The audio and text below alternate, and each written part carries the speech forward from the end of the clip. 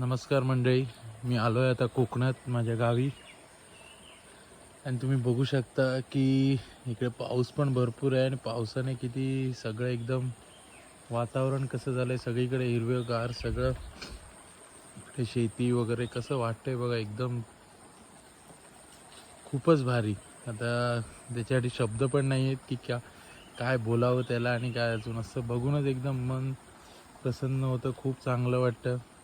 अशा वातावरणात कितीही मनावर ताण असेल, काही असेल, तर तो निघून जातो.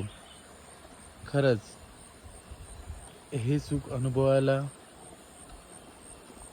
नशीब लागतं आणि आम्हाला नशिबाने इथे कोकणात आमचा जन्म झाला, त्यामुळे आम्हाला हे अनुभवता येतं की कारण वर्षातनं एकदा तरी आमची इथे फेरी होते गणपतीच्या निमित्ताने. आणि त्याच्यासाठी आता आम्ही कोकणात आलो आहे.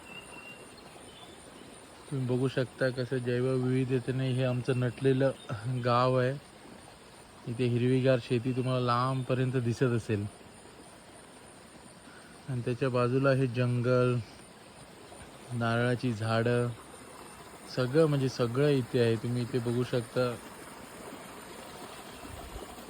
इथे पाठीमागे भरपूर मोठा डोंगर आहे. याच्यात वेगवेगळ्या वनस्पती, वेगवेगळी झाडं, वेगवेगळे प्राणी असे येत असतात.